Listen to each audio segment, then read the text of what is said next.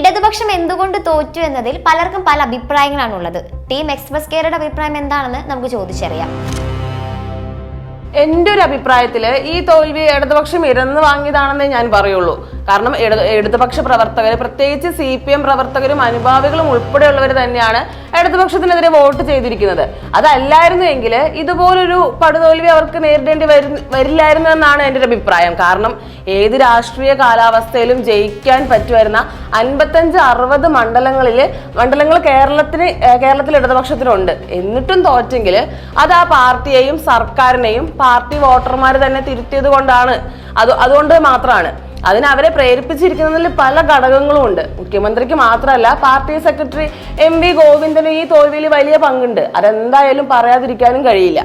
ഈ തിരിച്ചടി മുഖ്യമന്ത്രി പിണറായിയുടെ നിലപാടിനോടുള്ള ജനവികാരമായിട്ടാണ് ഞാൻ കരുതുന്നത്. ഈ ധിക്കാരപരമായ പെരുമാറ്റം, ധാർഷ്ട്യം എന്നിവ പൊതുസമൂഹത്തിൽ പ്രകടിപ്പിച്ച ഒരു മുഖ്യമന്ത്രിയാണ് പിണറായി വിജയൻ. ഏറ്റവും ഒടുവിൽ മുഖ്യമന്ത്രിയോട് ഒരു ചോദ്യം ചോദിച്ച ആളോട് അത് വീട്ടിൽ പോയി ചോദിച്ചാൽ മതി എന്നാണ് മുഖ്യമന്ത്രി പറഞ്ഞത്. ഇങ്ങനെയൊന്നും ഒരു മുഖ്യമന്ത്രി പെരുമാറാൻ പാടില്ല. ഇതൊക്കെ ദൃശ്യമാധ്യമങ്ങളുടെയും സോഷ്യൽ മീഡിയയും പുതിയ കാലത്ത് ജനങ്ങളെ വല്ലാതെ സ്വാധീനിച്ചിട്ടുമുണ്ട്. ഇങ്ങനെ ഒരാളെ ഇനിയും മുഖ്യമന്ത്രി ആക്കണമോ എന്ന് ജനങ്ങൾ ചിന്തിച്ചിട്ടുണ്ടെങ്കിൽ അവരെന്തായാലും കുറ്റം പറയാൻ പറ്റില്ലല്ലോ. വെള്ളാപ്പള്ളി നടേശനാണ് യഥാർത്ഥത്തിൽ ഇടതുപക്ഷത്തെ ചതിച്ചിരിക്കുന്നതെന്നാണ് എനിക്ക് തോന്നുന്നത്. വിദ്വേഷ പ്രസംഗം നടത്തുന്ന വെള്ളാപ്പള്ളി നടേശനെ മുഖ്യമന്ത്രി കാറിൽ കയറ്റിക്കൊണ്ടു പോയപ്പോൾ ന്യൂനപക്ഷ വോട്ടുകളാണ് ഇടതുപക്ഷത്തു നിന്നും ഒലിച്ചു പോയിരിക്കുന്നത്. വെള്ളാപ്പള്ളിയെയും G സുകുമാരൻ നായരെയും ഒപ്പം കൂട്ടിയാൽ ഈഴവ നായർ വോട്ടുകൾ ലഭിക്കുമെന്ന കണക്കുകൂട്ടൽ എന്തായാലും ഇപ്പോൾ തെറ്റിയിട്ടുണ്ട്. ഈ സമുദായിക സംഘടനകൾ നേതാക്കൾക്ക് ഒന്നും തന്നെ അവരുടെ സമുദായത്തിൽ സ്വാധീനമില്ലെന്നും CPM മുഖ്യമന്ത്രിയും തിരിച്ചറിയണമായിരുന്നു. രണ്ടാം പിണറായി സർക്കാരിന്റെ ആരംഭം തന്നെ പിഴച്ചു എന്ന് കരുതുന്ന ഒരാളാണ് ഞാൻ. ഈ മന്ത്രിമാരെ തിരഞ്ഞെടുത്തതിൽ മാത്രമല്ല, ഈ സ്വന്തം പൊളിറ്റിക്കൽ സെക്രട്ടറിയെ തിരഞ്ഞെടുത്തതിൽ പോലും വലിയ വീഴ്ച പിണറായി വിജയന് പറ്റിയിട്ടുണ്ട്. ഈ സ്ത്രീ വിഷയത്തിൽ വിട്ട് മുമ്പ് പാർട്ടിയിൽ നിന്ന് പുറത്താക്കിയ പി ശശിയെ തന്നെ തിരഞ്ഞു പിടിച്ച് പൊളിറ്റിക്കൽ സെക്രട്ടറി ആക്കിയത് വലിയ പരാജയം മാത്രമല്ല, വ്യാപകമായി ദുരുപയോഗം ചെയ്യപ്പെടുകയും ചെയ്തിട്ടുണ്ട്. ഈ സ്വന്തം അഭിഭാഷക ഓഫീസ് നിലനിർത്തിക്കൊണ്ടാണ് പി ശശി മുഖ്യമന്ത്രി പിണറായി വിജയന്റെ പൊളിറ്റിക്കൽ സെക്രട്ടറിയായി എത്തിയിരുന്നത്. ഈ കൊച്ചി പനമ്പള്ളി നഗറിലെ അദ്ദേഹത്തിന്റെ ഓഫീസിൽ വെച്ച് നടന്ന ഇടപെടലുകളും ഈ സെറ്റിൽമെന്റുകളും എല്ലാം എന്തായാലും ഇനി പുറത്തു വരാതിരിക്കില്ല. CPM നേതാക്കൾക്ക് പോലും ആക്സസ് ഇല്ലാത്ത രൂപത്തിൽ മുഖ്യമന്ത്രിയുടെ ഓഫീസിനെ മാറ്റിയതിൽ പൊളിറ്റിക്കൽ സെക്രട്ടറിക്ക് എന്തായാലും വലിയ പങ്കാണ് ഉണ്ടായിരുന്നത്. ഈ സ്വന്തം താല്പര്യപ്രകാരം ശശി നടത്തിയ പോലീസ് ഭരണമാണ് യഥാർത്ഥത്തിൽ ഈ സർക്കാരിനെതിരെ ജനരോഷവും അതേപോലെ തന്നെ CPM പ്രവർത്തകരുടെ രോഷവും വിളിച്ചു വരുത്താൻ കാരണമായിരിക്കുന്നത്. മുഖ്യമന്ത്രി പിണറായിയുടെ മാത്രമല്ല, മന്ത്രിസഭയിലെ മറ്റ് നിരവധി CPM മന്ത്രിമാരുടെ പെരുമാറ്റവും ധാർഷ്ട്യവും ജനരോക്ഷത്തിന് കാരണമായിട്ടുണ്ട് എന്നതാണ് എൻ്റെ ഒരു ടേക്ക്. അവരൊക്കെ തോറ്റതിനാൽ അവരുടെ പേരുകൾ എന്തായാലും തൽക്കാലം ഞാനിപ്പോൾ എടുത്തു പറയുന്നില്ല. എന്തിനേറെ വീണ ജോർജ് വരെ ഇടതുപക്ഷത്തിന് വലിയ ദോഷം ചെയ്തിട്ടുണ്ട്. മറ്റൊരു കാര്യം, ഒന്നാം പിണറായി സർക്കാരിൽ മന്ത്രിയായിരിക്കെ സ്ത്രീ വിഷയത്തിൽ പെട്ട് മാറ്റി നിർത്തപ്പെട്ടിരുന്ന AK ശശീന്ദ്രനെ വീണ്ടും രണ്ടാം പിണറായി സർക്കാരിൽ മന്ത്രിയാക്കിയതും തെറ്റായ ഒരു നടപടി തന്നെയായിരുന്നു. ഇടതുപക്ഷ സർക്കാരിൽ നിന്ന് ജനങ്ങളും പാർട്ടി പ്രവർത്തകരും ഒരിക്കലും ആഗ്രഹിക്കാത്ത നടപടികളാണ് ഇതെല്ലാം. CPM കോട്ടയായ എലത്തൂരിൽ നിന്നും NCP നേതാവായ AK ശശീന്ദ്രനെ ഇപ്പോൾ തോൽപ്പിച്ചതും CPM പ്രവർത്തകർ തന്നെയാണ്.